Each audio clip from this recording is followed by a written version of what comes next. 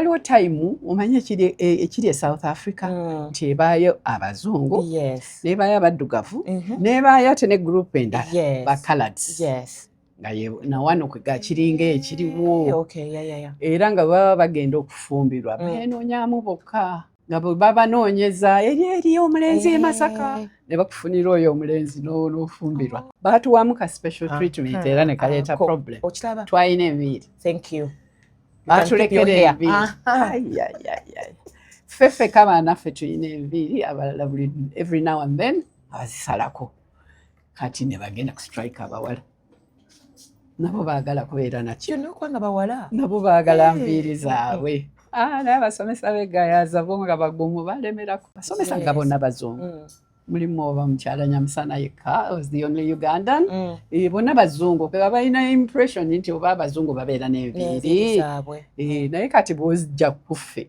sirabawo njawulo. Mwami Kigozi ava mu bulamu bw'ensi eno ddi?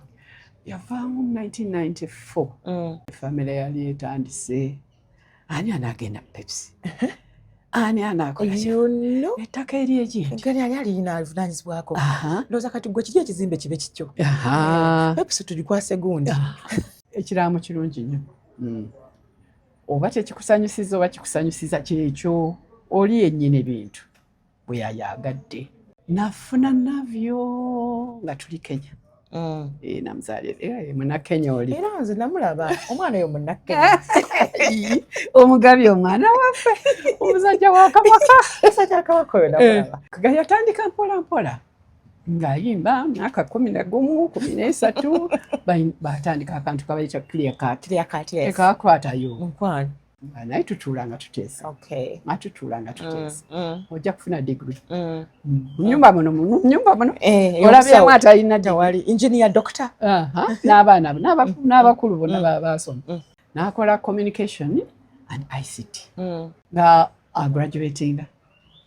graduatinga kati soke oyagala kola ki kiwali oyagala okimanyi kiikyo era kiikyo kiri mu kabada yange tekivangayo koneta ng'akumaze kati what I want now you're being the last born did you accept omanyi nze nitula katabani kange ka Hezron ke kasembayo nje nkalabanga ka bebe kadakana kange navyo ndo watuuka ddi okukkiriza nti kakati musajja akuze kati awase amakaga galwaninga engaye takyali bebi oba alirekerawo okubeera bebi oyo sirowooza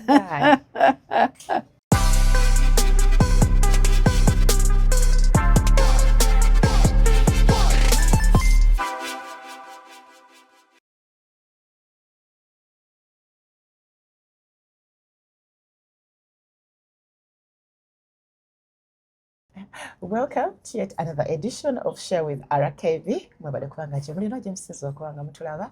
Twebaza Mukama Katonda atwadde obulamu naddala omukyala yakedde ng'oweddemu essuubi kugamba nti Mukama abimanyi byonna bimukwase. Abo abaana tobeekaanya kubanga yabakuwanga kirabo ate era alina n'obugabizi bwakuteereddewo. Kintu kimu kyokka ky'olina okumukolera just kwekkiririzaamu okuze nti byonna abisobola ate era abimala. Bwe kyolabanga ekinene Katonda alabanga katini ddala butini Tonya lwaliisi bw'ati nga byonna abitereezezza. Tebaladda ku ssomero tomanyi bagenda kusoma batya Mukama abimanyi baana babe fukamira ku mavivi bamuwe bamukwase atajja kukola kyotosuubira naye weewuunye. Ruth Kalimpada bwanika alaga bulijjo era nga wembagamba nti ntulira nnyo omukyala wamu n'omwana omuwala so nefuba okola ndeetayo abakyala abo abalina kye bawongera ettaffaali eddene mu ggwanga Uganda. Omu ku abo ye Dr. Maggie Kigozi era nga abasinga mumanyi nga Mami Navyo ate era nga basinga mumanyi ng'omukyala atatudde atalize engalo atayikubagiza atadda ku kino bakiri maama mukyala yali omufumbo ate omukyala omukozi era nga alina bingi byazze akolamu abamanyi Crown Beverages BAT Women Showgrounds awo wonna mba njogerako ye so anegaseko olunaku olwalo nga tuwunzika guno omwezi ogw'abamaama atusobola kwogera ku bamaama omuntu omuteekamu ku bamaama abo ab'amaanyi. Hey Mama, I'm so happy to have you. Me too. Nsanyusa okubeerako naawe. Nsanyusa okulaba. Nsaba buuze ku balabi ba RKV. Balabi ba RKV njagala kutandika nga neebaza omukyala ono Ruth Kalimpada olw'omulimu ogwo abakyala atuwabudde, atuwadde amagezi, era atamuwuliriza oba ofiiriddwa kubanga mubaamu era akakuyamba buli lunaku mu buli show ye.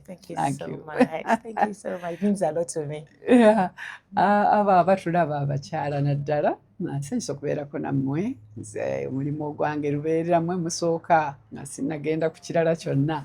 Abakyala bange bali bulungi, ekibatawaanya kaliwa nze ng'omuntu kensobola okukola. Onoonyayo akako kubanga buli kimu tosobola kikola n'okikola. Nze era lubeerera mba nnoonya mu bakyala tuyambe tutya. Nsanyusa okubeera wano. Nsanyusa okubeerako nammwe. Ebitiibwa bimazeyo bulungi? Ebitiibwa bibadde bikyuka, omanyi mbaddewo emyaka mingi. Ndi musawo omutendeke dokita, naye nalekerawo okukola wayiseewo emyaka nga 3. Mwami wange bwe yavaawo nga nina okusomesa abaana school fees ez'abasawo nga bw'obawulira abasawo tebasasulibwa bulungi usually. Kati nengenda mu bizinesi era ye soda oyo gwayogeddeko. Oba tokanywa ke kange ka Pepsi, ka Mirinda, Mountain Dew, amazzi ga Nivana n'aga Aquafina n'ebirala. Oyo soda waffe tuli 3, si wange siri mu bwomu, tuli mu 3 bawonaazi. Ng'omwami wange yalimu naye bwe yafa nalina okutaking over. Era we tuba tutandikira bannange abakyala, naawe osobola. Ffe tukikuzizza, ffe twasanga tulina miliyoni za crate 5, kati tulina over 100 wano mu Uganda. Ate ne Kenya nayo twatekinza over Pepsi mu Kenya. Ffe nga nange mwendi omukyala munnammwe musobola. Ate ng'omwami yabadde akikwasaganya n'avaawo n'osigala ng'okitambuza. Kino bwangu wabufuna otya okubanga bizinesi omwami yagibaddemu ate gwe n'ogitulamu bulungi n'esigala ng'emeruka bulungi ddala?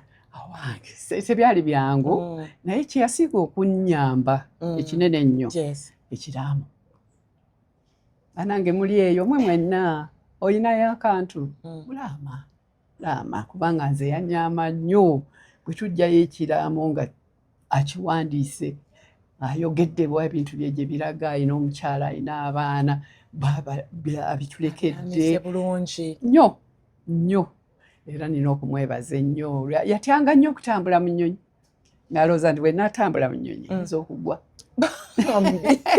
Ye kyeyabanga akikola naye era olaba ng'afaayo okumanya nti abantu bange banaasigala bali bulungi. Abaami beerabira omukyala mu bintu by'okukola eddaame ne babatiisa bizinesi ezaga omukyala tajja kusobola nateekemu ono. My brother says who tuyiga era nange kye nakola musawo omutendeke nagenda n'ensoma nengenda mu MOBS ne bansomesa ebintu byonna byetaagisa. MOBS yali tannatandika, twali Makerere naye Professor Balunywanga yaliyo. Ne tusoma entrepreneurship, marketing, leero finance. Naye musome finance. Eby'essente bw'oba tobisobola bizinesi tojja gisobola. Ate omukyala alina abadde ayiga ku by'essente kubanga n'amaka gonna okutambula obulungi olina okuba nga omanyi okutambuza eby'essente bulungi. Kwata bulungi ssente zo. Kaakati kyannyamba nnyo ekyo nensobola okubeerawo ne bapaatina bange naye nga nange ncontributinga nange nga weenyigiramu. You're present all the time. Ye Pepsi gwe nasookeramu mu bya bizinesi naye okuva olwo ate nenyingira n'ebirala. Naye mami kati navaana ku Pepsi, ffe twakulira ku Pepsi. Pepsi ng'omunywa n'akuyita mu nnyindo. Twali bato kati bwe munywa takyampita mu nnyindo. What happened? Takyakuyita mu nnyindo. Ndowooza mwali bato. Twali bato luli nga mukanywako bwalumu ate n'okanywesa omululu. Kaakati ka bulijjo kali awo buli wamu kamanyiira. Naye mbawulira bangi abakomplaininga ku kintu ekyo. Baagala kabasanyusa okuyita mu nnyindo. Essanyu eryo eriri awo. Yes, ate obumu nga Pepsi ate yasingako. Omulala temuli nnyo gaasi nga Mirinda. Ka orange kabeera bwe katyo kalireesi. 7-Up amaanyi naye gaasi ne Mountain Dew amaanyi.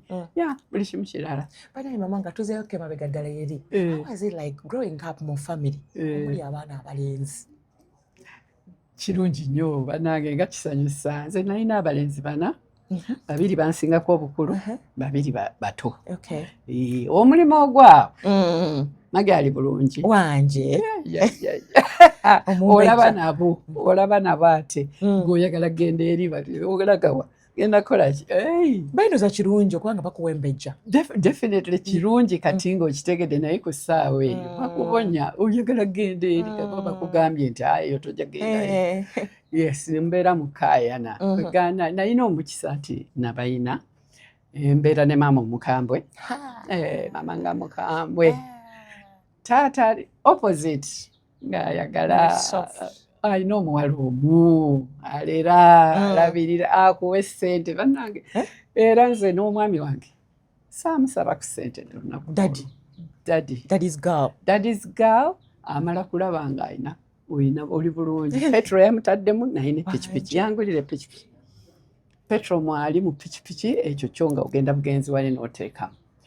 Then buli kimu nga nkirina kugamba essente y'omusajja nze teyankwatako. Pikipiki omwana omuwala. Ffe batukulaba nga batugala n'okuvuga eggaali. Epikipiki olaba nga kintu kya musajja nnyo nti kisobola osobola okufuna accident, osobola okumenyeka, olaba nga riskinga kyamaanyi ddala. Mami yali mama yali avuga naye yali agivuga. Family yonna yali abavuzi ba pikipiki. Twali bavuzi ba pikipiki. Yes. Tewayinanga nsisi. Epikipiki tetiisa kali katono toka 120 nga katono. Naye bwe nagenda okuvuga mu mpaka nti bantwalayo nayo. Ate ba Blake tembawulira. Yes, Arthur Blake. Ate Blake bebo ba champion ba Uganda. No, betulina kati n'abaana bavuga. Kakati nga nayo bantwalayo bw'abangawo races bw'aba abakyala abajja okuva e Kenya obawa nga nina okugenda nange nvuge. Nga olw'onvuga ennene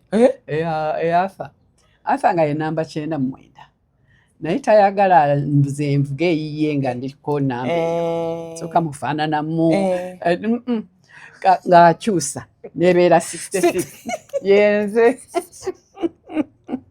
I like that. Yeah, nze namba 66. Nenvuga of course n'abaana abato nga sivuga naba Arthur. Yeah, nenga tewafunamu buvune bwonna ng'oyiga okuvuga pikipiki tewagwako? Olwasooka banjigiriza gaali no tutandikire ku gaali. Egaali ogivuga otya ey'emipiira 2 mbadde nina ey'emipiira 3 ennene nnungi nnyo nga bwe naku gaali taata wange katayinza kundeka bugaanyi nga siina kirungi. Kati nga kola ki nga mandeetere ey'emipiira 2 nga kwata mukulu wange Arthur kwata emabega tuula genda bakubalansinga butereevu mu fensi nga ngweri mukazi wattu nga ngweri tewali no byakunsaasira ogudde ogenda kaaba ogenda ddamu otuule. Ani agamba? Arthur ansingako emyaka 2 siye bukulu ejjo naye Daliwo. Dali yange wadde yakikoze bulala. Bano tebalaba kikibuga yavuga ogwa otya mu fensi. No, yimukayo. But also now we're not interested because wali ganyi. Gali yange empya nga nungi rale agree. Ganungi nnyo nga ntulako nga nvuga saagwa. Ng'oyiga. Nga njiga. Yali yakikyala nga teriiko kuno kamu wansi bweti. Nga njiga abazuke. Kakere egaali pikipiki nayo etuuse. Pikipiki tugireese batuwangayo aba gavumenti naye batuwaayo ke bayita kabuumu. Kabuumu? Nga bakayita kabuumu aba students batuwaayo ku ssente ffe abasomye. Akamwanyi. Baba kayita akamwanyi eyo generation yammwe. Okay. Fe yali buumu nga bakuwaayo kasente. Okay. Kati bwe nakafuna taamu eyo mbadde ntuuka leeti navudde Gayaaza ndi Kololo mu day school tubeera bweyogerere nga ntuuka leeti ku makya n'emisinga lesson eya math esooka kati bwe batuwa akasente ne tusalawo tugule pikipiki tufune pikipiki sobola okugenda Obeerenga mu time. mubeere mu time nga tugula epikipiki era bwe bankola kulona yali padi my brother nga katula gears ogenda 1 2 3 4 ziri ku pikipiki ziri ku pikipiki wansi wano ku kigere pa otuuke mu 4 nti kale genda nga ngenda ng'olinnya 1 2 3 4 problem teyambulira kati mu 4 vayo kati nze ndi mu 4 ng'ovuga mukazi wat nga nsiba nga nyimirira nga nzaayo mu wanu mpola okutuusa lwe nakiyiga nti actually bw'omala okutuuka mu 4 oddaliko ku 3 osobola okudda ku 2 osobola okuddira ddala ne ku 1 eventually nakiyiga naye nga manyi bobalowooza nti obitegeeza omanyi. But do you think abaana bano kwanta okudde mu baana balenzi bakuyambako n'okukushepinga mu labbo z'oyitamu? Nnyo banyamba nnyo nina baana balamba apart from protecting me nga ate banchallenging emiti tugirinnya ffenna tulina okunoga emiyembe. Basically wali tomboy. I was absolutely a tomboy. Yes. Okutuusa kyanyamba nagenda egayaza bawala bokka. Yes. Bawala bokka. Ndyoka njiga nti abawala bimu ebyo tebabikola. Tobikola bwotyo. Ate n'okulira awaka nga like culture za njawulo. Daddy Mungereza. Nedda. Mami yali Mungereza. Nedda. Boda bali mixed. For real? Yes. Waliwo time omanye ekiri e South Africa nti ebaayo abazungu n'ebaayo abaddugavu n'ebaayo ate ne group endala ba coloureds nga na wano kwegakiringa ekiriwo era nga baba bagenda okufumbirwa beenoonyaamu bokka nga bwe babanoonyeza eri omulenzi e Masaka ne bakufunira oyo omulenzi n'ofumbirwa ne mubeera nti generally tekibawala nnyo tubeera the same color. Kakati bombi bazadde bange bataata baabwe baali bazungu bamaama baabwe baali baganda. So we were all the same color. Kubanga bali ndoza mama yali omuganda taata nga ye Mungereza. Ekyaliwo bwe kityo. Kati netukula gayaza banyamba nnyo wanjikiriza okubeera omuwala. Gwaka waliyo owa half caste egayaza twaliyo bana. Lona yali 1 class above me, Elizabeth yali 1 class below, ne Kafiona kali twali bana. Twali bana tuli batono babasoso babatunulira nnyo. Abana gayaza they are very nice. Twagala tulabirira abakuluko bali ba prefects abakulaba ng'oli bulungi nga you know bayina gundi eyo at least nze saasosolebwa ever. Bayinza batakusosola naye nga bakwa special treatment. Ate yerabika bubi banno banyiiga baatuwamu ka special treatment era ne kaleeta problem. Twalina enviiri. Thank you. Baatulekera enviiri. Ffeffe kama naffe tulina enviiri abalala every now and then abazisalako. Kati ne bagenda ku strike abawala. Nabo baagala kubeera nakyo. Kwanga bawala. Nabo baagala nviiri zaabwe. Naye abasomesa b'egayaza bo nga bagumu balemerako. Tebakkiriza kubakkiriza. Ate nabo baafiiringa so guilty okuba nti bakikola ffe bannaabwe. Okay, ffe tulina enviiri naye abawala wega tebaali bakikola nga baagala bo bamangu ago babakkirize kale nammwe mukuze enviiri.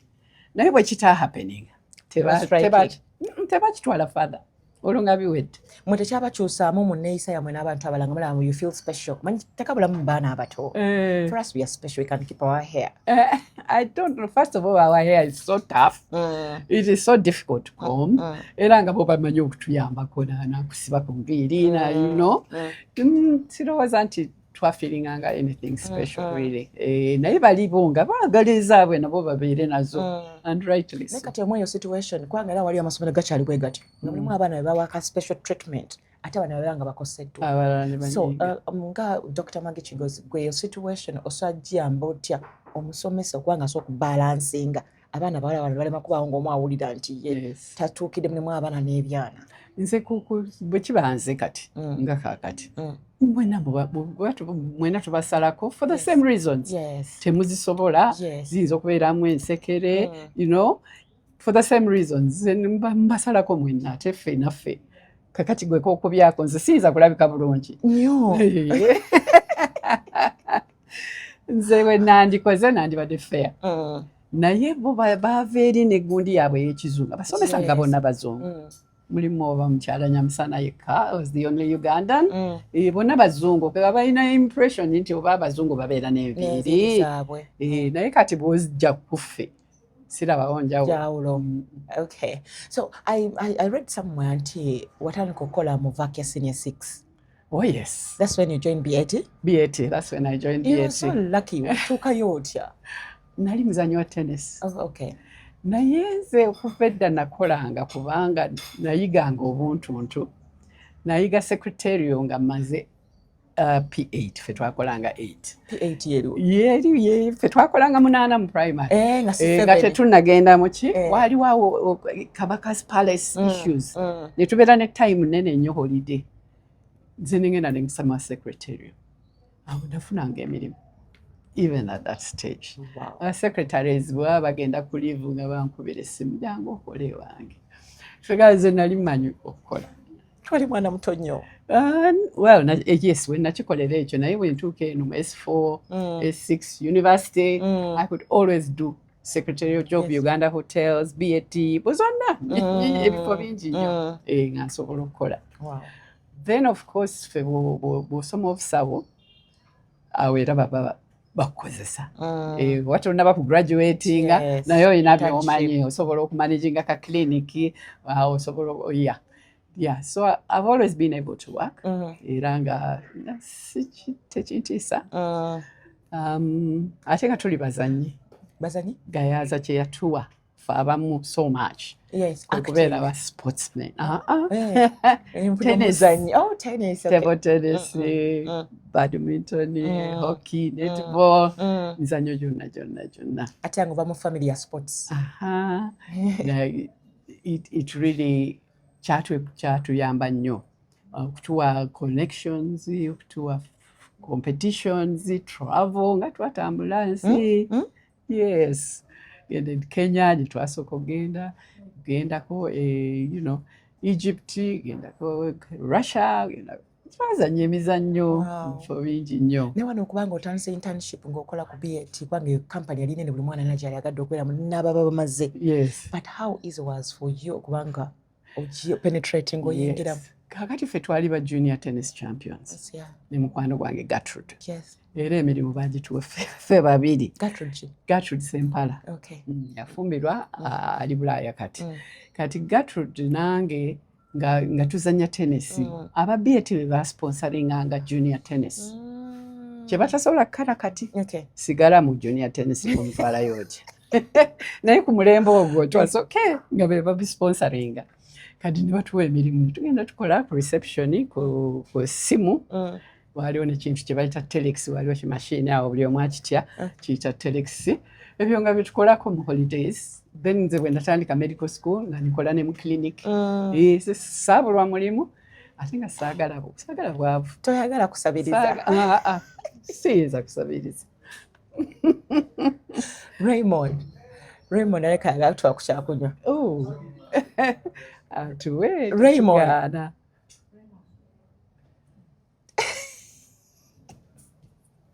Sorry. It's okay. Hello.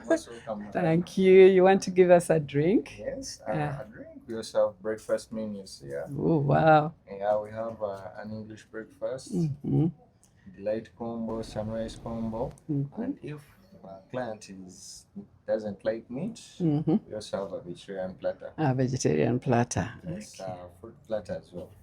Ah.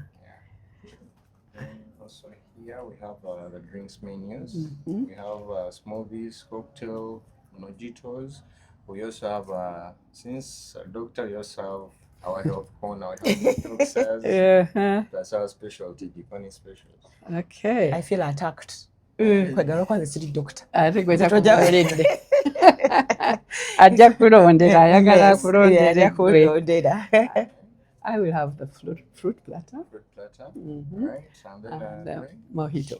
Mojito, eh? No alcohol. Oh, This is I know. alcohol, by the way. Basiraamu wano. Oh, Yes. okay. Alright, That's, so mojitos, strawberry mojito, virgin mojito. Which one you do? I have the virgin. Virgin mojito and the Yes. fruit platter. Yes. Alright. Fruit platter. Yeah, fruit platter. Nange. Now, Alright, let Yeah. me bring and then the special. Okay. Alright. Thank you. olinayo ka special go. Wange sikategedde nange naye kankalini oza surprise. Surprise bakakukoledde. Nita bambi balina emmere ennungi. Yeah. Been here for lunch. Mm. Traditional food and ffe gye twalya ffe gye twalondawo okulya ndoza balina other options. Balina cost of fish eno. Huh? Njagala lumu ogiryeeko doctor. Mpitirivu. So nice. Really? Eyo tetwagirya. Siryangako cost of fish nga eri wano. It is really, really nice. Bahera bw'ogirako akawunga. Oh my God. Kochi wange tampulira. Ndidde akawunga. So Olireko akawunga. wadde okyalinyonyola nti ne mujoyininga BAT. ne friend. Kakati bo abennyini aba BAT bwe basponsoringa Tennessee waffe. Kyenyo. So ne batu-inviting. Mujje mukole. You have 6-7 months. Manyi wakati wa A-levels. Yes. Ne first year e Makerere. Yeah. It was some 7 months. Netukola. Again netuyiga nnyo. Ebintu bingi bye twayiga mu BAT. Tuyiga okukola essimu. Essimu? Telephone operator. Wow. Telephone operator. Kuti waliwo buno obusimu Mobile phone. bwamwe. Twalina kinene bwe kiti. Switchboard. Switchboard nno n'olyoka okubira amasimu nga ndoza si mangi nnyo. Lines ndoza zaalinga over 20,000 or something. Naye nga oli amala kusaba gwayagala okwogera naye. N'omunyigamu n'olyoka omumuwa. N'ayogera naye. Yeeyo switchboard. Eyo twagiyiga. Secondly, waliwo typewriter. Nga tukola ki? Nga tukuba amabaluwa ki aga PR person. Mwami Zaake yali in charge of public relations. Nga yasinga okukolagana naffe. N'atuwa emirimu gye ne tumukubira. Kati kituufu walinga okola ki? Kye nali nkola. Kubanga oli ku typewriter si aba secretaries. Oli ku switchboard nga receptionist. Abatuufu wali luddawo. Okola ki? Nze sigaana kukola kintu era n'okutuusa kati. Kati. Buli kimu nkikola. I try. Siganga ffe byonna tubikola. Ate ne tuyiga. Twajja tetubimanyi. Olowooza twali tubimanyi. Tuyigira on ate abaana abawala balina omuzo gw'okunyooma emirimu nti yasoma kirala ye dokita nga nze kyayagala omugamba switchboard agamba I am a doctor nayetereza bulungi naye nga tamanyi nti opportunity eyinza okuyitira wali eri ku switchboard n'osobola okutuuka ku kina tekiwasomerera. Era opportunities zo tuzifuna nnyingi n'emikwano n'abantu abakumanyi naoli akkubira essimu n'aga jangu switchboard neyange omuntu yalwadde jangu ojja n'okola nakusasulayo kyakusasula. So twakola. Dokita, obusawo wasoma bwaffe bantu bakulu, baana, bisolo? Nasoma bwaffe bw'abantu bakulu. Musooka n'okola geno emyaka 5 mwana e Makerere. N'olyoka okola internship for 1 year. N'olyoka osobola okgenda n'okolako mu ddwaliro. Again maybe for a year or 2. Then bw'oba oyagadde okuspecializinga n'okomawo n'osobola okukola n'okufocusinga oba ku surgery oba medicine oba pediatrics. Ffe twatambula nnyo tetwafuna kakisa ogijja emirembe gy'Amiini emirembe gy'okuva mu Uganda dduka tegyali myangu. Omwami wange yasooka okufalling into problems. Wano maze omufuna ng'osoma obusawo? N'amufuna yali akola mu BAT. S6 holiday. Olaba omuntu eyeeyisaawo buli ddakiika. Alabako kali very active. Mwana wattu naye ayita wadde nadde what is happening here? Nga ye akolanga ki? Ye yali assistant chief engineer. Wow. Yali yasoma ebya mechanical engineering. Nga yalabirira ebyuma bya BAT. Nga gwolabirira amasimu ga BAT. Nze ndi ku ssimu. So how did you meet And he was making so many calls. So that coming. akuba obusimu. Yes. So yeah, we got together. We gelled. Yes, and of course tata wange yangamba nga ndi mu nursery school tinja kusoma busawo. Na predicting. Si prediction. Order almost. Ogenda kusoma busawo, why not? Twetaaga abasawo mu family. Ate kati engeri gye nkuze ndaba nti tubeetaaga. Muwala wange naye musawo olaba tumutawaanya ffenna ne b'okola nabo bonna ne bamukubira essimu. So meaning daddy yakugamba osoma obusawo. Bwe obusoma lwa daddy so si lwa kikyo. Si lwa kyange sandi busoma. So mu mbeera ng'eyo omuzadde oswamu amagezi ki asalirawo omwana okusoma course? Omuzadde tewandikikoze. Baana baleke bakole kye baagala. Kaakati naaviyo omuzze mu busawo. Musajja wattu. Omuziki awulira gumutambula. Nga omuli ku nkiso. You know? No. Yes, era naye it was a bit of a problem. Kubanga ekyo kyali kiki? Ogenda kukola kiki? Kiki ekyo? Ogenda kukola rap. What is that? Yes. Era naye twamala kuteesaamuko katono. So gwe tekyakumenya wano daddy nga genda tusoma obusawo ate si gwe bw'oyagala. Taata wange nakugambye nti so special. Tasobola kuŋŋamba kintu kya kukola nenziramu. No way. Era nimanya kuva mu primary omusomesa wange wa primary namusanga nga ni medical school. Kyala yali mukyala muyindi nali mu Aga Khan wana Kampala. Naŋŋamba nti okola ki? Nimugamba nti ndi doctor. You told me in primary one you are going to be a doctor. Yes, she was so surprised. Kale wakikola. Yes. Wow. Nga siyinza butumuwuliriza naye waliwo okuwuliriza naye nga nawe olina kyoyagala. Yes. Wali oyagala ki? What was your dream? Nze bye nandikoze nali muzanyi. Nandigenze nenkuba tennis nemukomyayo. You know, of course ebyo nabyo at that time tebyali mu ssente nga bwe birimu kati. Nandibadde obaolyawo was off. Naye nga kye nandiyagadde, in fact ne secretary yazannyumira. Nje nakolanga nga omulimu gunnyumira nagwo. Naye nga already nali fixed from nursery school tugenda kubeera musawo. So okusoma obusawo buno omwami mufunye ku BET kati mugamba nti sorry ebyembagala ki nze ngenda kutandika butandisi medical school. Twala emyaka eki? Etaano. Teyalina problem alinda. Nakulinda emyaka etaano. Emyaka etaano. Yes, naninda. Naye kwegamba kirungi nti emyaka etaano jaggwako embaga nebaawo. Yes. Olina weeyogedde awo emabegako n'ogaa nti bwemufuna omwami wo n'ava mu Uganda. Yes. Kumembe gwami, what happened? Yes. Bw'ava mu BET n'afuna omulimu omulala mu brewery, Uganda Breweries. N'abeerayo nga era chief engineer ng'ali eyo. Nga be bakola beer. Kati beer ow'amagye ng'alina ka top ka brown abeera different. Mwe mwali bato temwamulaba. Naye nga beer ow'amagye abeera different. Ne bagamba nti beer gwe yakoledde amagye yabadde mubi. Okay. Ow'amagye ow'abalala kale ab'amagye baagaza ki?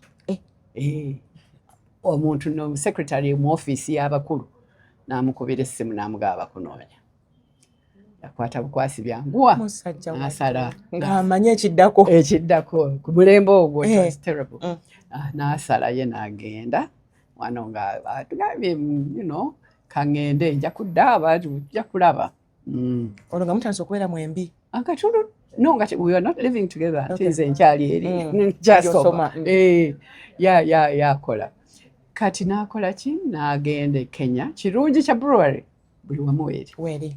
Era omulimu kakati nga ye mu position eyo baku trainees bamuweereza e Bulaaya ng'omulimu bamuwa.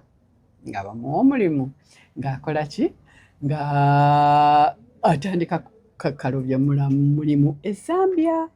Zambia? Si Kenya? Si Kenya. Balina buli wamu balinawo brewery. Baali beetaaga chief engineer e Zambia at that time. Nga bamutwala Zambia kati nga ngamba kakati bwesooka naawe omalirize. I had to do malirize emyaka etaano then nkole internship 1 year then nsobole okukola ki otukeeri nga nfuna omulimu. Naye nga communication yasigalawo. Communication yasigalawo mu busimusimu. Mukazi wate ebiseera ebyo obusimu bwali. Tebwalinga buno ng'ogenda kukundi ku call box. Omukwano tebwali bwangu. Otyo? Kati bwe mmaliriza nga nange nkwata mu byanguwa naye nga nafuna my first born nga nga nkola internship. Yes, mu BET. Nga nina si eyo internship eno ey'obusawo. Ey'obusawo. Kati ndi doctor. Ndi Mulago. Nefuna my first born. Yes, kati nga nina okugenda naye. Abekenya baali bamanyira kugenda okuzannya tennis mu competition zaabwe nenkomawo tewabaawo problem ne bannayuganda on this side tewabaawo problem naye leero nina okugenda naani n'omwana n'ekirungi ky'omwana wange nga bamwagala muwala mulenzi ng'abanyumiza emboozi buli omu n'asanyuka baasi yonna tujja tukyamuseemu gamba weebakanirira akyalirako oli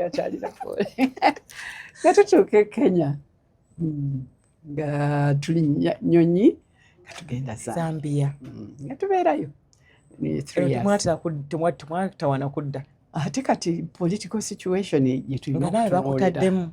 Tebantaddeemu as such naye ate omwami n'amulekayo omwami wange ali eri. But also okubeera wano ng'oli wekka n'omwana ate olina okukola ate being a doctor oyinza n'okubeera ku call oba akatuuka kane bakuyita olina omwana. Challenges ki ze wa facing ebiseera ebyo? Nali mbeera ne my brother Paddy alina ennyumba kumpi ne Mulago actually. Kati ate ye ng'ayagala nnyo abaana my brother n'abaana kati ono ng'alinga naye we yamutwala yasinga okubeera naye ne maama wange. Maama wange akeera ku makya, she's a business woman, keera ku makya n'akwata omwana ne bagenda tuddayo balabako. Nalina support system nungi. Yes. But also osanga kati omuwala ng'ali awo ng'agamba bana nsobola kukola nga nina omwana ate omwami taliiwo nawulira nga bimusobedde nga bimutabuseeko. So how can you help such a lady out there? Ali mu situation ng'eyo gye waliko? Ate nali muto nange nali ignorant, I must say. Ekintu kye bayita omukozi is very very important. Naye omukozi ku time eyo yali akyannemye nga beefuna bali awo bwe batyo tomulekera mwana no feeling comfortable. Naye kakati gye nagenda as I went along abakozi bange banavi abo babalera bonna nelera eyalera navyo n'alera n'abaana bannavyo. Wow. Yes. 30 years ng'aliwa ngali wange. Wow. Yalera n'abazzukulu kubanga tebanavyo babazzukulu be yabalera bonna kwegamba by that time ng'okitegedde omukozi how important she is. Bw'ofuna omulungi bise bulungi anti waliwo omuntu ayagala nga omukozi ali 100% buli kimu kyonna ali kirungi nnyo nga ne waba asobezaayo kamu agoba. Bannange togoba mukozi just like that. Mubuulire ogaa nti akakozi bubi next time ajja. Did you manage to keep a house help for 30 years? I did. How? She came from Rwanda and she had her problems in Rwanda. Well, one of the solutions at one point yajja n'anyumiza omwana wange omwami ayagala mujja mu ssomero. Abaana baasigalayo ne taata waabwe babiri abalenzi ayagala bajja mu ssomero butalina ssente nga olabira ddala kibulu aleeta abaana baleete basome. Abakazi we tulemererwa gamba ndeka seeta mu mwana wa mukozi wano. Ate abaana bali bagraduating bonna yabaleeta ewaka yabaleeta nemubeera nabo netubeera nabo and they were very good okulabirira kuzannya ne bannavyo okulabirira abaana bannavyo. They were also very very good. Ng'abaana bonna bayisa kyekimu. Affe tulya omukozi alya mmere ki tulya kyekimu nnyabo gye mufumbye naye alya naawe olya same food. Tafiiringa nti ate kakati bo baabawadde bijanjalo na kawunga ng'ate mwe mulidde something else. Mwenna bwe muli bijanjalo na kawunga mwenna kye mamulya mwenna kye obwana genda muzanyire wabweru bannavyo bagende balabe TV abalaba TV. Oh. Yes, kwegamba abakozi abange nokukyusa kati tebagenda, nze mbeera nabo, mbeera nabo era mbalina gye bali. Zambia muvaayo ddi? Kakati Zambia tetwalwayo, tuba tuli awo lule akomyewo wa e Uganda. Omwami bamuyise ajja addukanya brewery eno eyaffe kati gye yavaamu n'agenda n'akolera eri kati ne bamuzza. Naye teyabeesiga aba politics eze Uganda. Teyabeesiga. Ffe n'atuleka wali bayina guest house yaabwe aba Uganda Breweries e Kenya. Mugira mubeera awo. Nze n'abaana. Abaana bameka kati? Nina babiri awo. Well done. Siina nabyo. Nina bali abakulu. Ne tubeera awo. Kati abaakyali eno akola ate leera ne bamusonga aba UPC kati bawangudde elections. Emirimu bagyagala. Omulimu gwa managing director wa brewery guteekwa kuba wa party wa UPC.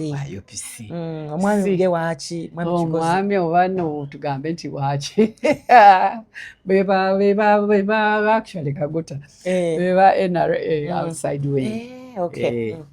Kati mulimu bagwagala. Secretary era basekretary omanyi okukolagana n'abantu kirungi naye yalina touch eyo. Secretary wa tuzaali ali Kirunda, minister wa internal affairs. Awulira byeboogera namugadduka. Sajja wani. Genda. Era naye teyasibamu. Omwami abonabona n'emisinde bannange. Mulundi gwakubiri ajja na kikapu ayambadde nga byayagala ajjide mu baasi n'ayitamu. Kakawa. Anti nze yandekawa Kenya n'abaana babiri. Yes. Balenzi babiri bwakazaala. Nina omuwala. Lenzi n'omuwala. Okay. Yes. Nice. Najja tuba tuli awo ku makya ng'atuuse. Shock. Anyway, ng'atuuse n'aba brewery yabo tebatawaana. Muntu waabwe bamutadde mu ssente, bamutrainingze abadde akola bulungi e Uganda. Ate kati tukola ki? Bakamuyingiza brewery e Kenya ng'akola. Natuwa nyumba nungi tuvudde bukale katono ketuva guest house. Mufunye ey'emulimu ennene. Gendera ku chief engineer. Yali chief engineer procurement yaliko mu bifo bamukozesa mu bifo biwerako. Yes. Ng'akola. Nga tubeera awo emyaka 6. Gw'okola ki dokita waffe omulungi? Dokita nyize. Nze simala ddakiika gasikola. Buli wenyingira ate bannange degree Makerere. Olina kugyebaza bwebaza. Lwaki? Tuyinza butafuna mulimu.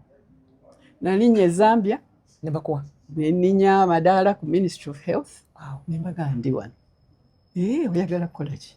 Oyagala kukola omwami ali Ndola nange nteekwa kugenda Ndola. No problem. Eri essomero gundi y'abaana. Eddwaliro. Genda. Nafuluma ne a letter of appointment. Naye nga kyembalaze kimu kyokka. Tebakikonfaminze, tebalina gwe bakubidde essimu. Olaze degree Makerere. Enough. Ate basanyuka nnyo bonna gye baasomera. Abakulu bonna era gye baasomera nga tandika mboozi y'e Makerere. You know, same thing Nairobi. Nairobi era saatwala ddakiika siyagala nnyo butakola. In Nairobi nga ngendeera Ministry of Health era ddakiika nvaayo nga ndi appointed ndi mu Kenyatta Hospital. But also naawe kennyini weepushinga tolinda kuyita agamba nalina degree yange ninde emirimu ba advertising engende gwe olumba bulungi with your documents. So Kenya ng'otandika okukolera mu ddwaliro Kenyatta Hospital ddwaliro ddungi nkolera ku baana no problem. Myaka twalwayo eyo myaka 6 tuli Kenya.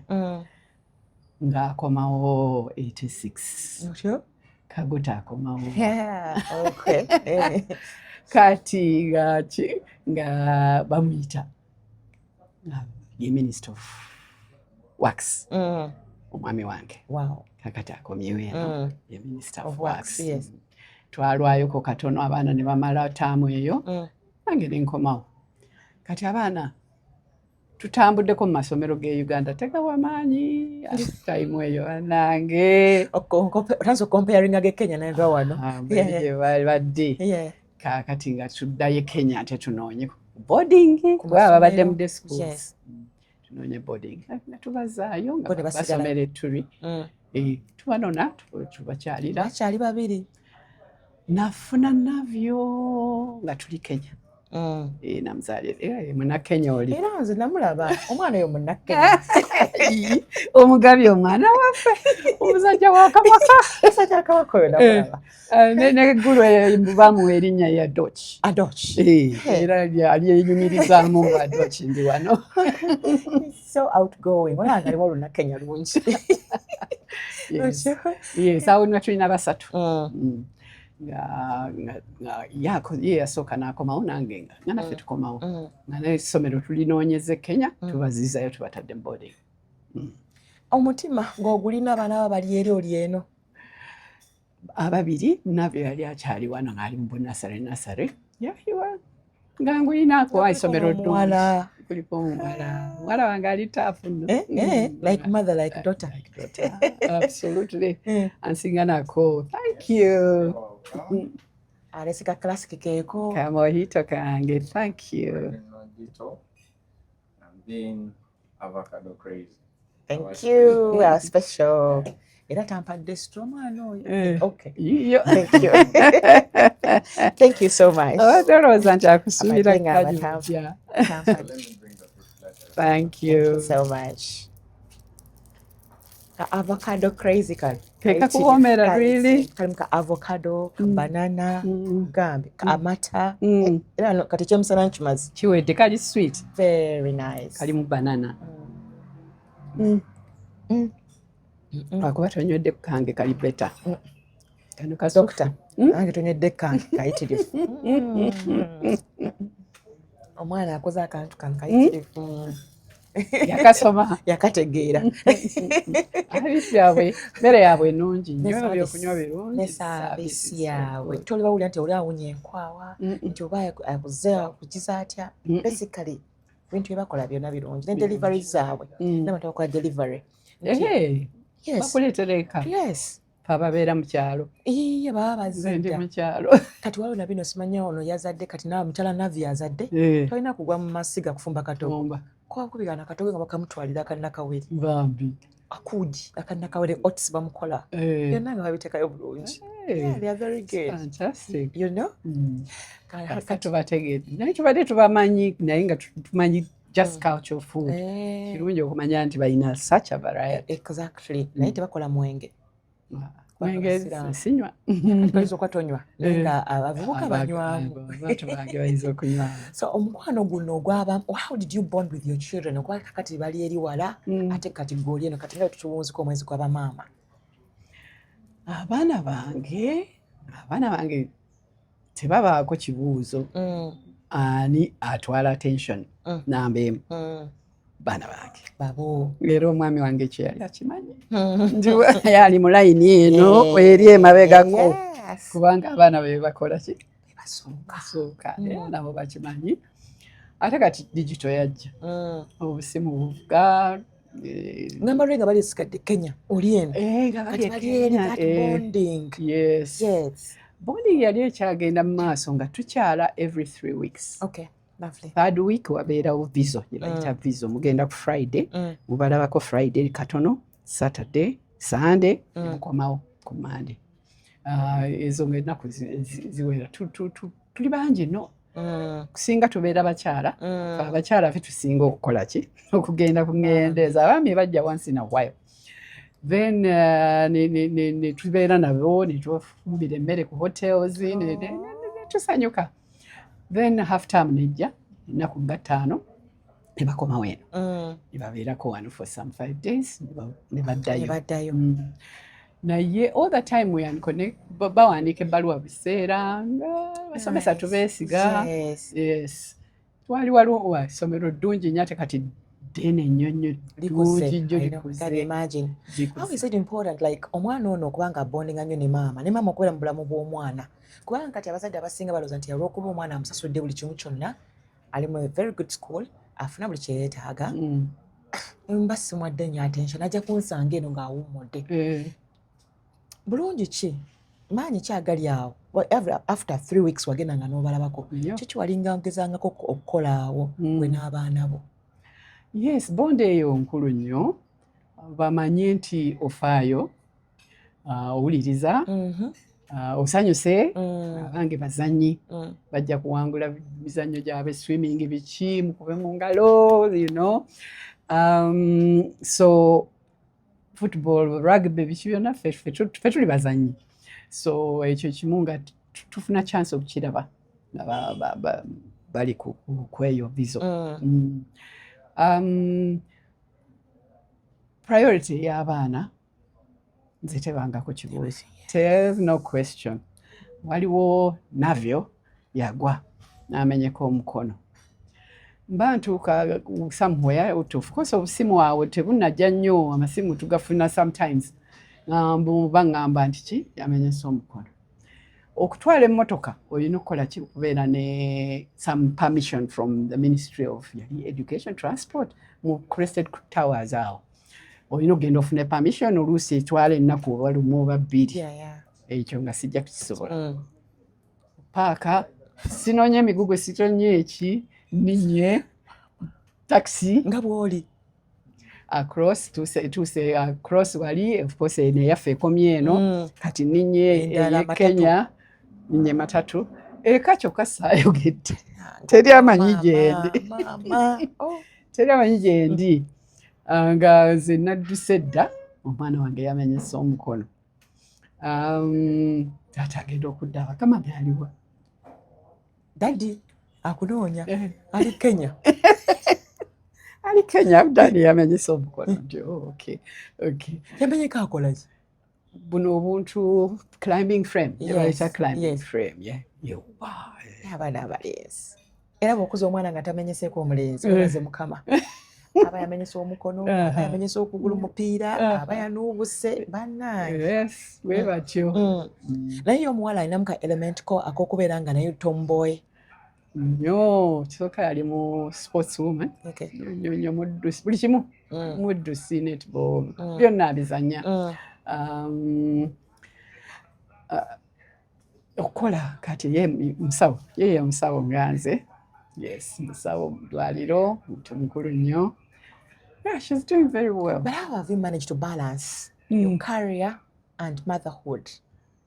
No, for me there's no question. What is more important than the other is motherhood. Sooka akkirize. Oba siigende kukola sijja genda kukola. Omwana wange bw'aba alina kye yeetaaga. So I had the option, I guess, to be at maybe a senior level. Yes. Nti bw'ogamba nti leero sijja kujja nze omwana wange aliko osobola obutajja. Yes, tegamba of course bw'obeera nga oli ku low levels eno boss waakugamba walazeewa. Yeah. Naye nze I was lucky nga doctor, and after that businesswoman, you know, I've had opportunities to have some freedom to do what I want when I want. Yes.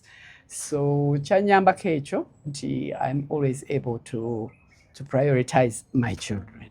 Oland, for you are lucky. Naye abakyala abasinga tebafuna that opportunity. No. Kituufu. Naye nga muli naye singa omutima gwo gubeera set. Era omala kulaba nti omwana ali bulungi. But how can we help these ladies oba mothers abata mu mbeera nga bwetyo? Omukama we tamukkiriza kufuna nti okaddeko omwana. Tinawo omwana mulwadde wakyamuleka ku ccupa agenda akole. Amwetaaga ku mulimu oba si ekyo omulimu tewali ate ssente yeetaaga. So kati gavumenti esobola kuyamba eta kukippinga in etya okuyamba ku mukyalo oyo maama oyo yeetaaga akasente k'omwana we ate nga n'omwana amwetaaga. Ekitegeera bizibu. Those are decisions ze balina okukola. Thank you. Wow, that looks very nice. Bano abaana. That's a big platter. Kuliko ne ffene nno. Raymond. Atukoze ekyejo wano. Ne strawberry ne grapes n'entuntunu. Kuliko n'entuntunu? Abaana. Oh, nice. Thank you so much. welcome. Hope you enjoy it. So, how is the Nojito? Oh, lovely. Very, very nice. nga bulijjo eri kigalo eri ku muzuuli yellow. Thank you. You're welcome. So, I'll be checking in case you need it. Anything else? Thank you. So olza gavumenti yali yambyeta ku bakyala bano gavumenti yalina okufaayo Ndowooza Ministry ya gender and ffe nga omuntu wa bulijjo, starting with your daughter, yes omukuziza otya ye alabye eki ayinza okuba nga akulaba tutobererawo ddala ye naye n'akula ng'ekyo kyajja okukola muwala we kati bw'alaba wengeri gy'omuyisa ye amanti kirina okubeera bwe kirina okubeera n'amanyiira ekyo then omusomeseza anaafuna omulimu omunene. Kitange yaŋŋamba nti genda mu medical school tolaba nti somehow yali mutuufu yayamba. Yes, kagamba education, bawa education abaana basobole okuba nti bajja kwekolako. Then opportunities, bawuliriza programs ng'ezizo ne bayiga kino nakiri ne bayiga ne bawulira kino ne bawulira abakyala abalala kye bakola, ne bafuna opportunities ezo nga nze bwe nagambye bwe nasoma kano nakali. I had so many opportunities. I still do. N'okutuusa kati nkyasoma bintu kubanga ndi mulimi simanyi kulima. Nina kuddayo kusoma. You know, buli ky'olina okukola olina kutandika kuyiga buto. Kirungi kati ne digital ne Google naki ebyokuyiga si bizibu. Ati kati n'abaana baffe bali exposed so much so tulina okuba nga tuli hands on because kati ffe era gye twabeerangamu ka tulina UTV naye kaakati buli kimu kyonna ne ku ssimu everywhere abaana baffe bali so much exposed. So maama omulimu gw'alina munene nnyo. I don't know how we're going to manage. Olina okulondamu ate kiki kyabeera exposed to eyo problem kubanga n'ebibi byonna biri muli. Tuwulira drugs, tuwulira pornography, tuwulira mental health yenna afuuse problem. Abaana naye mwana wa my friend sebambi 40-year-old 40 neyeetuga a beautiful girl, finance specialist. Sitani alina ettima. Bivaawo, it's really bad. Kati abaana bano navyo naye mulekayo Kenya avaayo ddi oba gwe kennyini ogenze kati Kenya ovaayo ddi okomawo ddi mwami Kigozi omusange? Soon. Kasita yakomawo yasooka n'agendako e Fort Portal kubanga bajje basooka okutwala. N'abeerako e Fort Portal katono n'amanaginga Fort Portal. Then we batereera wano e Kampala n'akomawo ne bamuwa ogwa wax. Ye n'atereera mu nnyumba ye wali e Kololo. Nga bwe nakugambye etaamu yali wakati kimala okumalayo taamu y'abaana naffe ne tujja ne tukomawo. Yes. Naye abaana ne tubazaayo ago. Ne Navyo nga kwali? Navyo yasooka butaddayo ye ng'ali mu nasale. Kyekigalanda. Baby. Yes. Mwami Kigozi ava mu bulamu bw'ensi eno ddi? Yavaamu 1994. Kwegamba twakomawo mu 86. 96. Very soon after actually. Very soon after. Tejawera na 10 years of 86. 96. Yeah, 8 years later. N'ava mu bulamu bw'ensi afuna heart attack nga nze nga ngenze Kenya okulaba abaana yali Lubaga ewaffe nga ali mu nnyumba yekka n'afuna heart attack ekiro. N'afa. Teyalina nti yalina pressure baki. Heart attack yava ku ki? Yanywanga sigala one thing. Then of course kabia here and there naye nga sijjaga nti yali anywa nnyo. Then you're throwing embolus. Simanyi mu Luganda kiki. Anyway, na blocking veins ezigenda ku mutima. Kyekyakireeta. Bakicekinga abasawo. Nakyekyo. Tetumanyi lwaki, but it happened. Mawulire gakusanga Kenya? Yansanga Kenya. Oh no. Ku ssomero. Headmaster yampita. Babadde bakubira essimu nno nga ziganya ate ziva e Uganda. Ningenda ne ninda essimu negaana okujja. in the end n'amala gambuulira ye tayagala ye yabambuulira ng'ayagala bali abava e Uganda. My mother yali blind yabambuulira naye layini negaana kuyitamu naaba ng'alina okumbuulira. Kati n'ogamba abaana eŋŋamba abaana akaseera ako kati bwekuba tekaali kazibu nnyo. Then tuteese ki kye tukola. Partners baffe baali eno aminze Mwami Kayooke ne batuorganizingira. Olwali abakuumaakuma mmwe abali eri e Kenya because tuli bangi abazadde be abali kakati bagenda ne baasi nga ziweranga 3-4 kati bangi ddala ffe twalina baasi emu. Naye even then ate mulina omukwano gwe mukola ogwo buli week 3 muli kuki muli mu baasi munyumya become sisters n'abaami batonotono abajjirangako. Oli mukyala mugumu kwankwamu akafaananyi nga bagaa nti omwami gwalese omulamu afudde sirowooza ndi mugumu kweyoolayoolayola. It was terrible n'obutakikkiriza for a while tusa ddala lwe nayogera n'omuntu ave ali e Uganda ne bambuulira ekituufu ne tukomawo the next day ne batwala e Nairobi ne bateeka ku nnyonyi n'abaana tukoma terrible.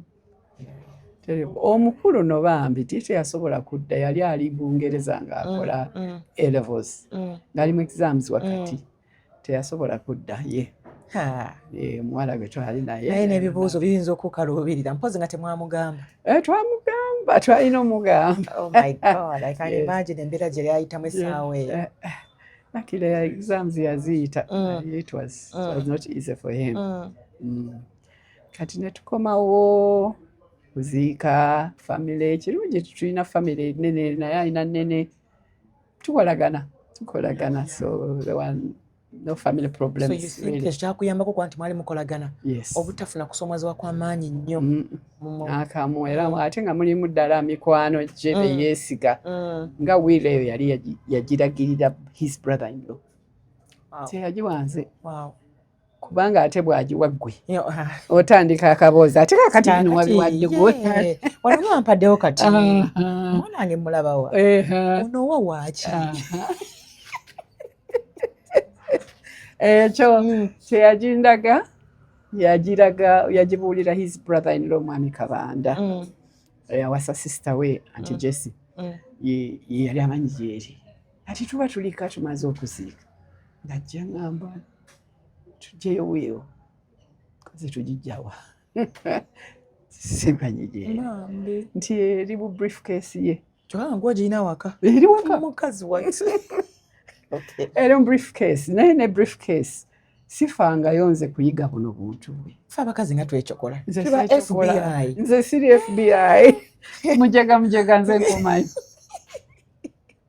oli alina obuntu bwe saakufaako ate alina buli lwe baagendanga nga member of parliament oba minister nga bagenda mu zi meeting babawayo briefcase awaka waliwo nga 12 ate zonna buli emu sibe password natuddamu kuleeta gundi kumenya oba zonna 12 twakasanga nga tetunnatuuka ku 12 nga weri mweri ng'agikwata ye gwe bagirekera ng'agamba kale family meeting tugenda kusoma weewo which was wonderful kuba already family yali etandise ani anaagenda Pepsi ani anakola ettaka eri egeni ani alina alivunanyizibwako ndowooza kati gwe kiri ekizimbe kibe kikyo Pepsi tugikwase gundi kubanga abakyala of course tebasobola eno discussion yali etandise kakati ng'ajjayo wiiro agisoma ng'etereeza buli kimu kyonna swimlininga everything emboozi teyakumawo ti omukyala wange mu Pepsi tavangawo abaana bakyali bato bwe banaakula balinamu emigabo equal shares. Bulungi ki nga twavaana kuva ku ekyo kyennyini bulungi ki oba omuntu okukola eddaame bannange bakola eddaame tukooye entalo tuzikooye bakundi waliwo babayita ba administrators era kati gavumenti yabasazeeko bamanyi oku-administratinga for the next 30 years 40 years ng'ebintu tebabiwadde baani you know bateekwa kubifuna buying a time. yes bo bakyabikozesa so egamba ekiraamo kirungi nnyo oba tekikusanyusiza oba kikusanyusiza kyekyo oli yennyini ebintu bwe yayagadde kituyamba ettaka lyogedde nina akataka wano ninayo 20 acres wali ninayo 2 wali najja nankumbi that kind of thing byonna biwandiise bulungi nga tukola ki aho nga meeting ng'eggwa maama wow naye tewafuna kusomoozebwa like okuyingira mu family abantu batannyo kkala bagamba oyo ali very expensive omwana afa ajja mulyako bintu omwana afa namusobola okusomoozebwa okubeera mu families bwe zityo okuba nti oyingidde muntu muganda oli colored kantogere bwe ntyo oli half caste. Kati omuntu omuganda gw'oyogerako mutabani w'abasajja ba Kabaka babiri waliwo his uncle Kikozi erinnya lye yatwala ne his father bonna basajja ba Kabaka they are all rich family zonna bonna basomye tebalina budde abakiina baali bakyagala bwagazi just kukyankalanya situation naye otherwise nange nsanze ndi musawo sirina kyenkwegayirirako se ate nawe oli mwana w'abantu nange ni mwana w'abantu you're not lacking taata yakuteekangamu amafuta watugambye amafuta you know nga lwaki nateekamu tata mugezi nnyo nneme genda gasaba baki you know bali era bandi agezaako okumpa buli kyasobola okumpa amina manyi nti yampa ennyumba tatawo nina omwami minisita Mulamba ampadde ennyumba oyo bwaba akutawaanya ennyumba yo weeri naye tebyakusoomoozanga manyi bwoba oyina abakazi bwoba oyinamu okwegwe yakuba kutono okweguya kwali definitely kwali kutono kubanga kwakweguya mu bintu yes era nga amanya nti kumweguyiza kubanga kirala si bintu yes kakati ennyumba eyo twagibeeramu era n'okutuusa kati tukyagirimu n'omwami mwe yali ayina ye naye nga tuli muli naye nga taata ye yagamba omwana owange bamugobere bamukube wakole bakyunye bamulangire wasaka ettafaali kuno kagonna gabeerekage naye yagirongoosa bwe yali si bwe yaggwera yagikolako renovation omwami okufa was not easy it's very very hard it's very hard sikyangu n'akamu ate nga mubadde mukolagana tegeeragana yeah it was really hard kwefuula busy olwobuli kumakya nze nkeera mu Pepsi nze ndi mu soda wali ku the Winton Road tutunda soda ffe tuli e Kawempe ku depo tulaba byekola diverting birowoozo busy then osobola ogezeeko okuyiga ebya business ukosi ngenda okusoma amawulire si mu Kamase Makerere ya Professor Balunywera nga bataddemu advert abaagala okusoma entrepreneurship kiri ku luno wiki bbiri ayagala okukola finance for non-finance managers nakutaano ayagala okukola byonna nabikola byonna nikola ne economics obadde yagenda kumukolera naye namukola noga kamuteke mu kasero naye kamumaliriza byonna ne mbisoma nebinyamba natulanga mu meeting ne batandika figures zaabwe ezo simanyi kyebogerako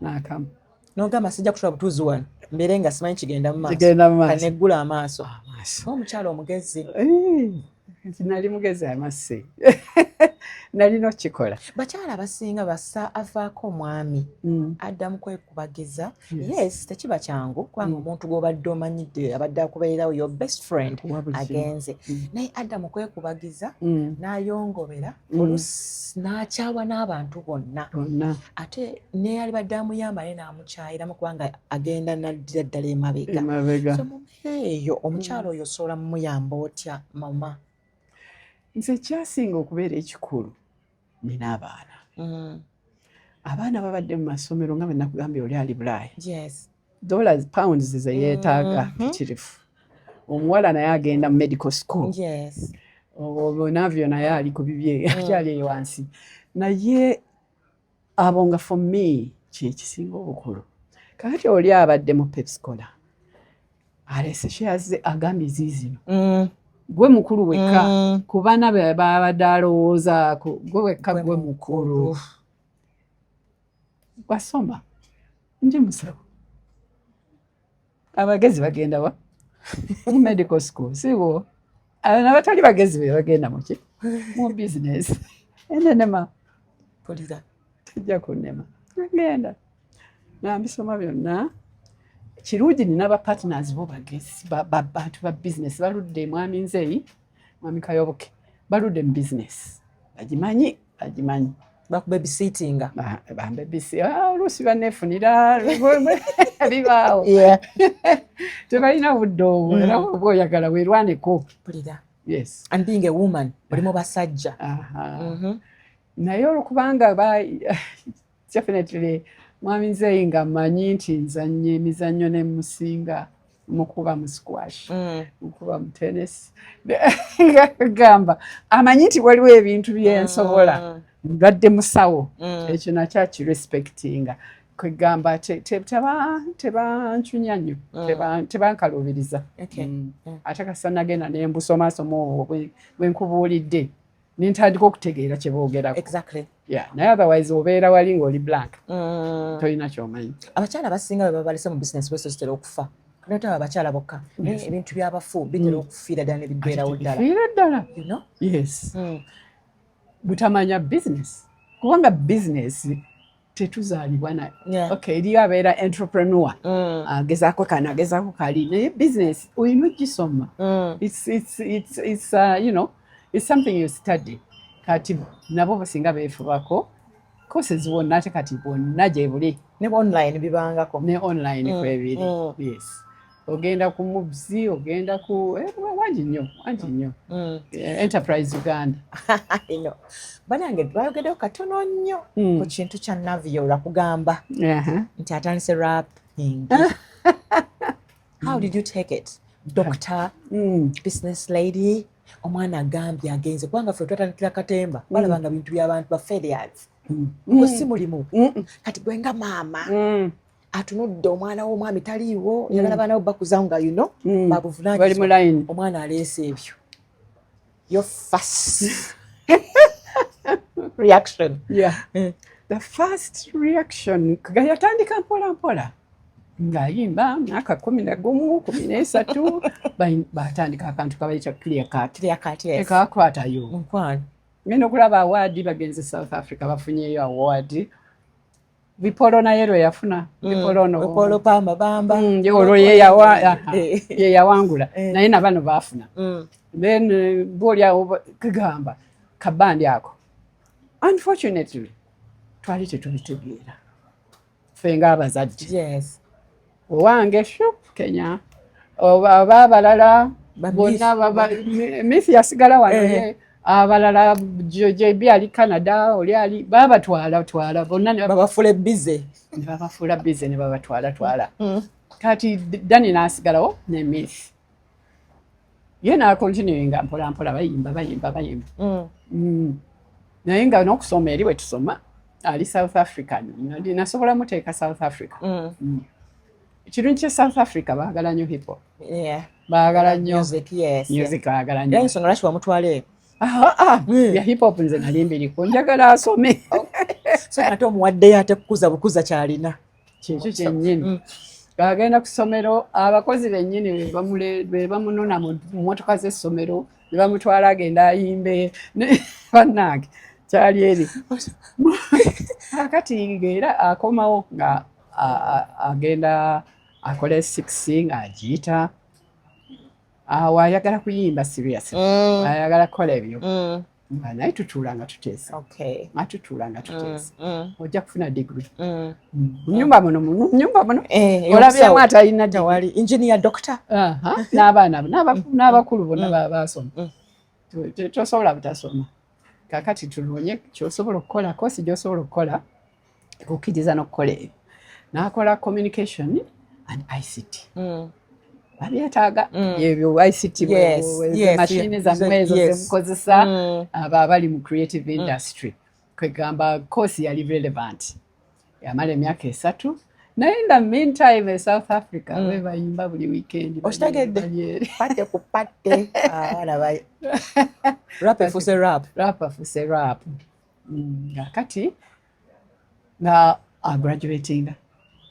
graduatinga kati it's okay oyagala kola ki kiwali oyagala okimanyi kiikyo era kiikyo kiri mu kabada yange tekivangayo koneta kyane ng'akumaze do what I want ng'atandika nga bayimba wano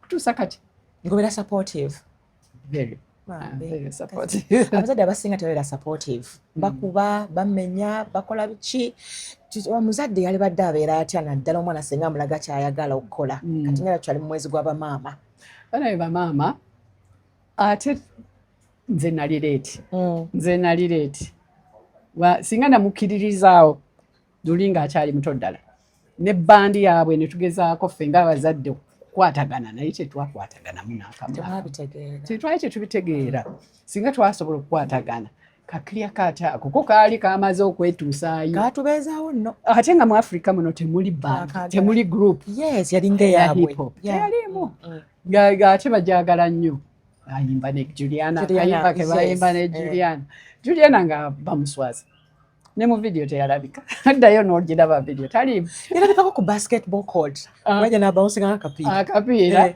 ne ku Miss oba yali Miss Uganda oba ki waliwo bayimbira naye n'ayimba naye nga kiri tekyali often nga tatera kujja bwana buto obulengero obulenzi buto so abazadde abaana mubakkirize bakole kye baagala oba ayagala kola hip hop akole hip hop ekirungi ky'emisomo gy'ennaku zino ne bw'obeera faati olaba nange nsobola okugenda n'ensoma tewali ajja kungoba mu university course yange gye njagala okukola ku ssaawa eno basobola okusoma anytime lulinga bwe sigenda mu medical school mwaka okugoba ebyo nga biwedde ebyo biba biwedde naye kaakati is different n'olwekyo age eno ento oluusi ebintu ebyo ebimu babikola better yes so mukkirize olinaku oyogedde nti olaba nange nsobola okuddayo okusoma how old are you now 74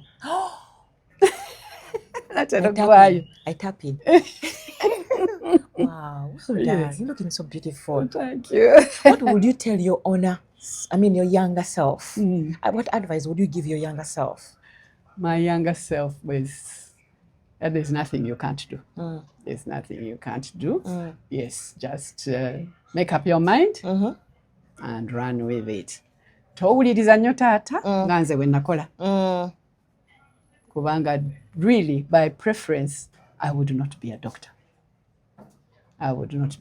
byenkoze bino ebirala all these years bibadde much more interesting than for me musawo bulungi you treat people they get better ate nali mu baana bawona mu dakiika 3 nga kadduse they are so cute so listen to yourself yes towuliza abantu balala genda n'okola kyolina okwagala ng'okola ko tulaba abasawo bangi kola nti omusawo alina obusungu bungi kola nti kyakola takyagala mutima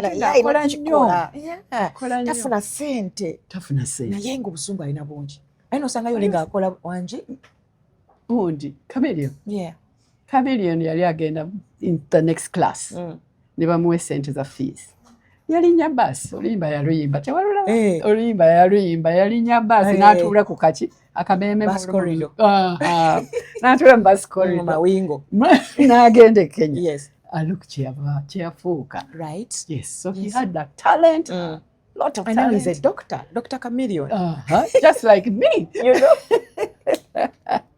so Dr. Maggie bw'otunuulira maama ne jjajja right now olowooza wa w'osinza okubeera soft oh definitely jjajja is soft jjajja bazzukulu nina abazzukulu 5 my goodness I can't wait you definitely can't wait yes a lot of fun naye I had 3 children, but I also my brother's children, family nene, my brother-in-law's children, abaana tulina bangi, and yeah, you do what you can to help. So you're a tough mother. Yes, I think they wouldn't say so. They wouldn't say so, but I have a soft touch, which is also very hard underneath. Tough there. love. Yes. Lwaki abajjajja bagonda nnyo ku bazzukulu ate nga ku baana babeera bali tough? Ono yoffe kakati oyo wo oba oyagala kubeera taafu gwe nabyo Gw'omanyi ebyo bibyo teekamu kyoyagala nze bwajja ewange ayagala kukola ki kuzannya tudduke tukole kintu bwajja ewange tetutawaana. I was lucky to actually bring up abakulu ababiri. Now you're being the last born, did you accept omanyi nze nitula katabani kange ka Hezron ke kasembayo naye nkalabanga kabebe buli kadakana kange navyo ono watuuka ddi okukkiriza nti kakati musajja akuze kati awase amaka gagalwaninga engaye takyali bebi oba alirekerawo okubeera bebi oyo sirowooza oyo bebi wa maama mu buli ngeri. Yes, ate naye akimanyi. Yes, naye omuleka kati akola bibye makes his own choices and does what he wants to do. Kujjako wali we twamugaana okukola hip hop tumugaana asooka osome, but I think that was okay. Yeah, he was a little bit older giyingiriramu. Waliwo we bagamba nti okusanga Nazaala osanga amalaalo bakawulirako kaako nkawulira nga mwagala muwala wange mwagala nnyo nanzaalira abaana oyo Nazaala musobu nnyo omwana wajja nakukyamu ng'otulugunya mukyala we. My goodness. ate nga nawe tebakutulugunya ate nga nanze wange katonotono kali ka tough love mwalimu langi sooka kakati ate Dani gwaleese bibaamu naye omwami bw'abeera strong, the others don't matter. kati waliwo omukyala ayita mu mbeera eyo yennyini Saweni Nazaala tamwagala but alina okubeerawo. What advice would you give that young lady? Awo nno advantage y'okuba n'akasente akako ekyo tokirabanga nako. Preach it. Kola kaki kosobola okukola n'ofuna ssente nga zizo naye oba ogenda zisaba mwami ate naye oba oli awo bw'ataba nazo n'azisaba maama ne baganda be negujabagira za mukyala. No. Kakati nze actually kuva lwe twasisinkana ne mu BET nga nina busente bwange bwenkola mu BET mu holiday eyo abansasula. I've always had money. May not be too much. Teziringa zize kubanga ye yali managing director wa brewery, nze ndi musawo busawo, but yes, I always had my own money. Waliwo le nasasula fees yayomba n'akomayo. Wow. Ye omusajja ategeera omusajja nansangi zino tuswa school fees aganze omukyala yakikola kimala nze ab'ennaku zino bamala yayomba bannange kagamba bwe ntuuka ku ssomero taamu yatandise twakifuddeko ffe twaleese baana nga tetwasasudde ngenda nensasula yayomba sente gwange naabunziriza.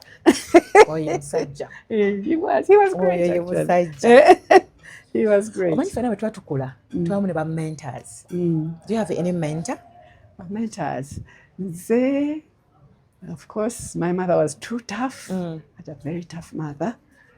Omuwulirako ebimu ebirala ekyo sikyakola ekyo kiyitiridde yali w'amaanyi. My brothers were great. Ababiri abakulu, Padeni Arthur. My classmates, tulina class yaffe era twali tudde awo Egayaza nga tulya lunch yaffe ey'oluwombo, traditional food. ne class of 64. Oh. I got so many sisters. Oh, that's Once nice. I sister. Yeah. Naye nina basista bange. Bunch. You are the only girl. I was the only Mwana girl. w'essaala. Ate ye ekyo bagenda awa bwe bafuna abalenzi ababiri bakulu bange nga baagala muwala. My mother yasamira Bwanda ng'amanyi sister Kevin ow'e Bwanda akusabira n'ofuna omuwala. Ne balinnya epikipiki yaabwe baali bava Fort Portal ne bagenda e Masaka ne basaba bafune omuwala. True enough ne bamufuna yenze. Eyo embeera ngimanyi. I have 5 girls. Nazaala abaana bawala abaasooka nga initially yagala abaana babiri, but I was looking for a boy. A boy. No ways a 5. Ne nyongerako ne nzaala omukaaga nga mulenzi. Kati ne ngamba sijja muleka abeere yekka kafune n'omulala ne nzaala omulenzi omulala, so I have 7. So kati essaala eyo ngimanyi maama gye yalimu bayite Vivi, ate Vivi teririmba. Oli mwana wa Saala. Ndi mwana wa Saala nnyo. Naye ate nga olaba abakyala batera kusabira nnyo baana balenzi. Naye oba my father yali main go nti simanyi ayagala akaana akawala. Ayagala nnyo akaana akawala era ate nga akasusa ate ye akayisaawo. Yes. Then abaddako baali balenzi. Vivi baali erabira. Ne Bwanda tebaddayo. Kasa taata yafuna. Aga kati ate nfa. Nze kanyogera balenzi bange. Wow, you're so special. Wow. Ate olaba nti abaana abawala tebatera nnyo batiitiibya nga baana balenzi. So kyova olaba nze njala nnyo okuzza n'omuwala amaanyi nti omulenzi kyakola naawe osobola okukikola. Look at you. Crown Beverages ekyaliwo paka kati. Bagaba abasajja basobola okukola ebintu ebisigalawo, but look at you. Well done, mama. Kati ante role model, yes. Role model wange, because of where I was working, babanga basajja. Ngambe mugwe nasooka okusanga yali mwami Mulwana. Mulwana nga ye chairman waffe wa UMA, Uganda Manufacturers Association. Era yanyingiza mu Speed Rwanda banga ntutonye mu Pepsi. Nga bwetaagamu abakyala. Ate ye was very gender sensitive. Nga yagala UMA beerimu abakyala. Nandeetamu ignorance yange neeri siina kyemanyi na wano siina kyemanyi naye ntuuse. Naye ekirungi kyawo mu UMA be baami ate abalala bonna be nasinkana aba business nabo banyamba nnyo. Ate naddala bwe ntuuka eno ku UIA kati nze mbalabirira aba business ate already mbamanyi mbadde nabo Uganda Manufacturers Association. Kagamenta eyasookera ddala yali mwami Mulwana. Yeah, he was the one I really looked at. Nemukopa buli kyakola n'okutuusa kati. Era business zo ziraba zikyatambula. Right? Mama is there. Yes. Mama is chair. And she's running it. Mukyala Mulwana. Ne Barbara addukanya byaddukanya n'abalenzi ne baddukanya baddukanya. So he set up a system. Kakati fe abaamuyigirangako nga tulaba byakola ne tulowooza nti katubikole. Omulala gwe nasooka of course okugoberera lulinga 86 7. I know kusaawa eno oyinza okutunula bwotyo naye ffe abaalaba nga tukyusizza ekintu ng'eddembe likomyewo bizinesi zitandise okukola okubuuminga. Omwami akomyewo Uganda. Omwami wange takunanga ekomyewo fena tukomyewo. Yes kwegamba at that time nga byayogera tubiwuliriza byakola tubi era nensaba omulimu gwa Uganda Investment Authority nenkola mu government for 12 years netukulaakulanya eggwanga. Yes. So that was the second one. Era olaba naye yali musajja.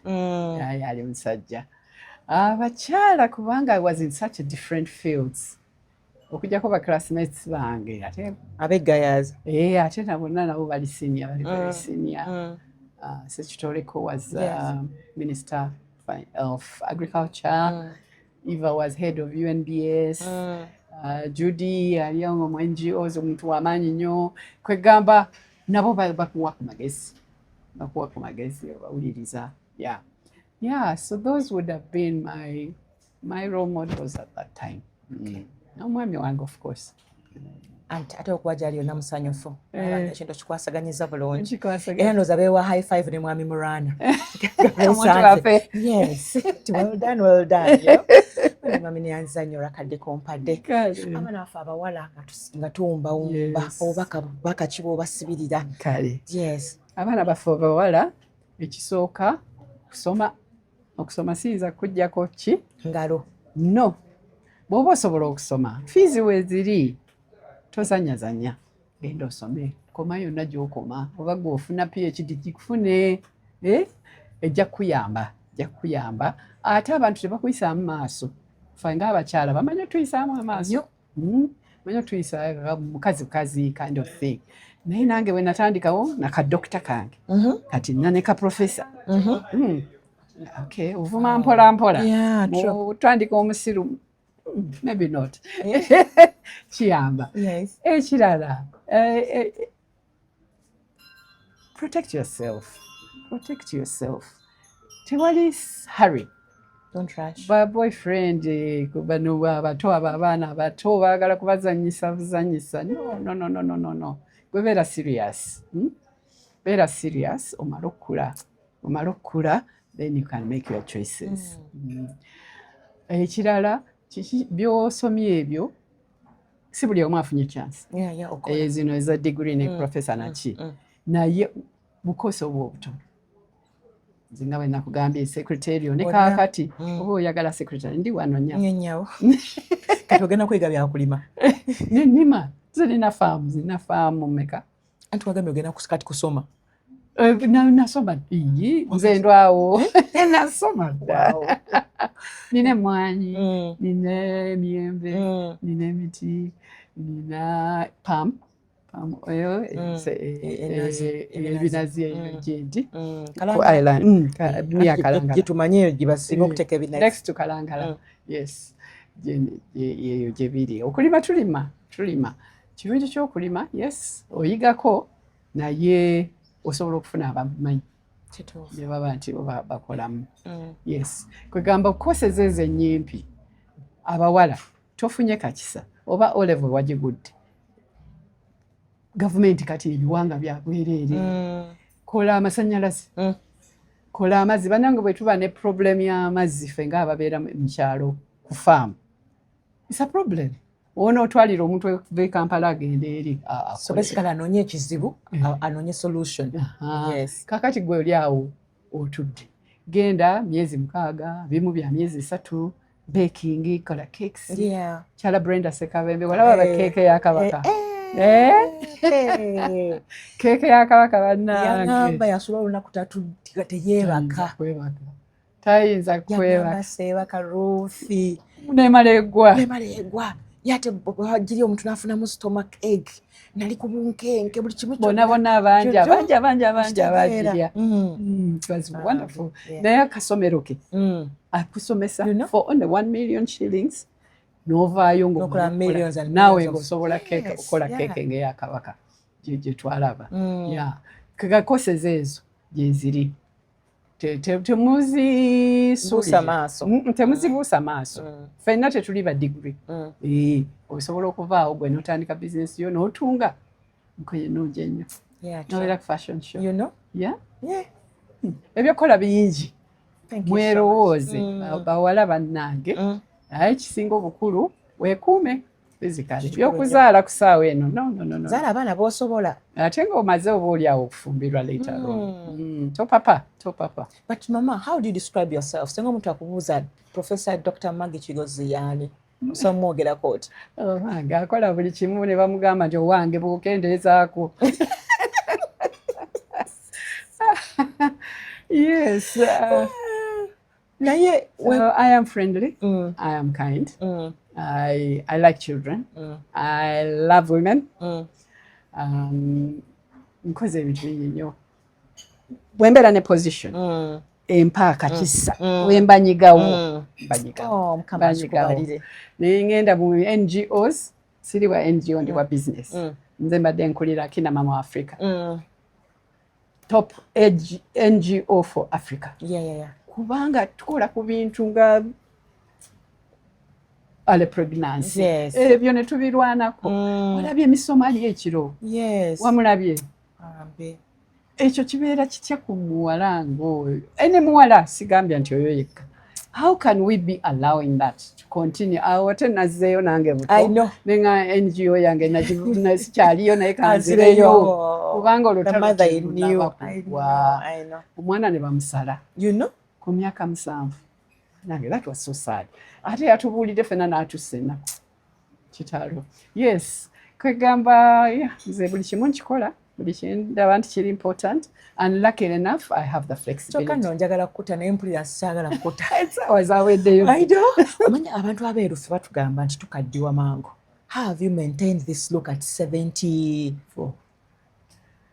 I don't think I've maintained this look. I looked different many years ago. At 74? Kwabaga basuubira nti ffe abeeru kuba nange bakimuzanyo oluusi okikola otya nga ate okaddiwa biki but at 74 you're looking like this. Olina byokola, olina skin routine, do you work out? I keep it. I've always worked. I was always a sportswoman. Naye kaakati ntambulako. Faamu yange n'embwa zange ne twetoloola. That is the most I can do. Naye nga sports was very important to me in the past. Naye, yeah, I keep it simple. Cosmetics, basics, basics. Basics. Lipstick, a bit of makeup here and there. Enviri zaatuseeko problems. Yagibabuulira.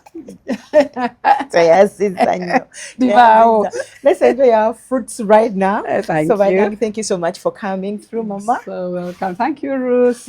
And thank you for the work you do again. You're so welcome, my dear. So tugenda kubeera olunaku olwaleero mukwano tujja kusukka waawo. Njagala obageza olunaku olungi onnamwereetedde nga nze mwewadde. Naye nammwe mba muweerezaako. So mbeere bulungi. Until next time, Ruth Kalibala Bwanika. Ciao. Bye.